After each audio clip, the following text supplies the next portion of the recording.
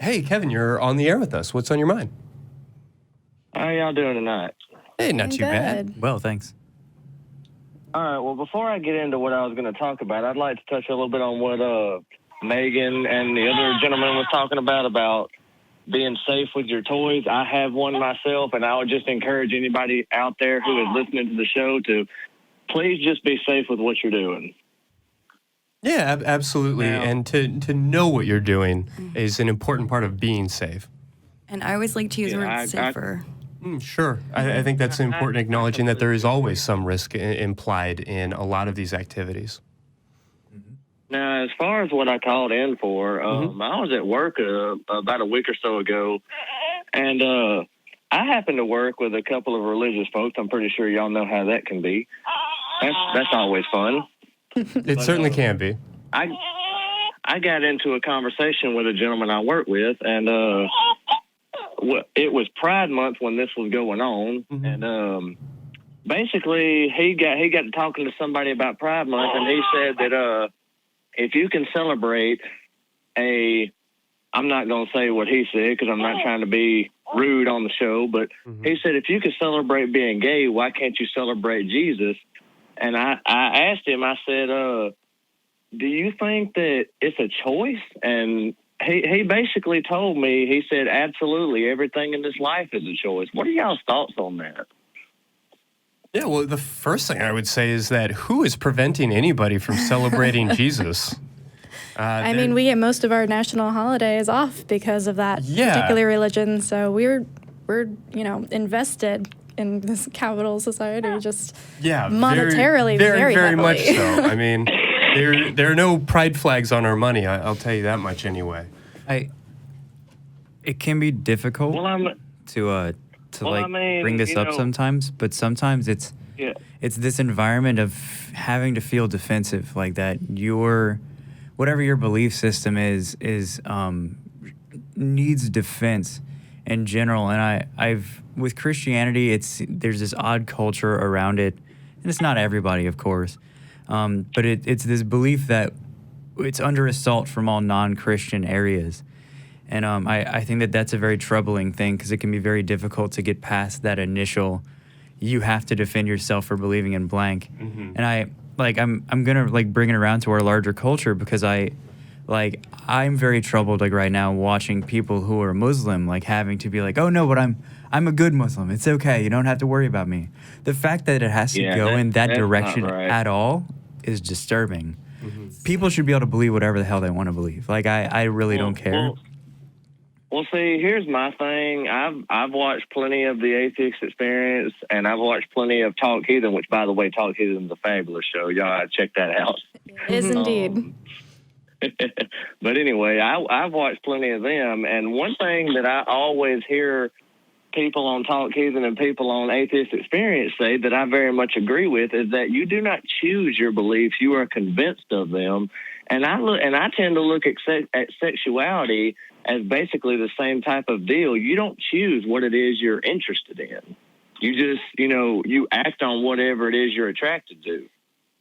Yeah, and I think that that's true. And when we're talking about orientation, there are so many different factors and so many different things that make it tricky to really put your finger on. I mean, there is no gay gene. I mean, life is simply not that simple. That's not to say that your orientation isn't strongly tied to your genetics. But just like everything else, your genetics are only part of the equation. I mean, we don't entirely understand whether your orientation is affected by hormones in the womb. We don't entirely understand if it's affected by early childhood experiences, but what we overwhelmingly recognize is that it's not a choice and that it's a combination of a number of different factors that have generally settled themselves within the first couple of years of life.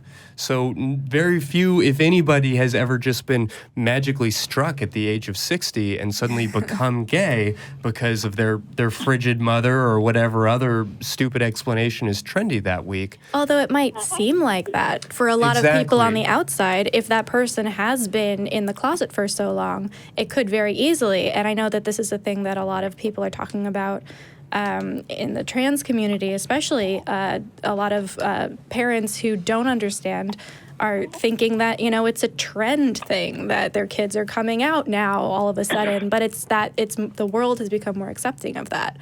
So a lot of the time it can seem like a choice, especially if you know a person before they come out and they haven't been fully themselves all the time because they didn't either feel safe or feel comfortable.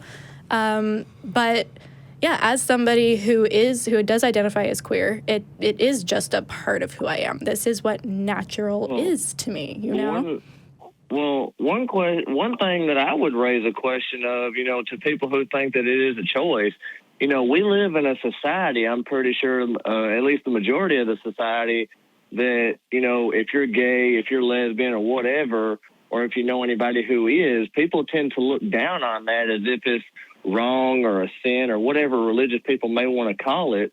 And for people who think that you choose to be that way, if you grow up in a fundamentalist household or anything remotely close to that, my question is, why would you choose something that could get you ostracized from your family, something that could make your family disown you, or just something that could put you in an overall bad situation? Exactly. Yeah, that's a good question. I think that's overwhelmingly true. There is just no reason to really support that. And I think that V has it right, that as we become more comfortable with these things as a society, we're going to see less of that sort of like sudden, late in life coming out experience, which isn't to say that our sexuality can't be fluid and sort of changing in these various ways, but to suggest that people are just going out and waking up one day deciding like a new haircut that they're going to dramatically change this important part of their lives just isn't substantiated. I also want to add like that. I think that largely like what we should try to strive to in culture is to recognize that these choices are largely irrelevant. Like even if someone wants to do that, like when they're 60 years old, they just want to decide to go to only men.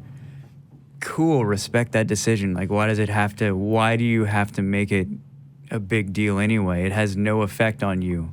Yeah, I think that's an important point, regardless of where it's coming from. Yeah, I would say that's one thing that, because of the culture we live in, you want to fight back against the discrimination, against all the hate that we have to endure because we see things differently. But I would have to agree, if whatever your orientation is, I don't understand, just like he said, why other people have to be worried about it so much, because, it's not like I'm impacting you with it, right? It's none of their business. Exactly. And, I myself, I am a bisexual male, and, I'm married, 2 wonderful kids, and, my wife is fully supportive of me. And the way I tend to look at it is this. For one thing, when it comes to your sexuality, I believe your attraction is whatever arouses you, if that makes any sense.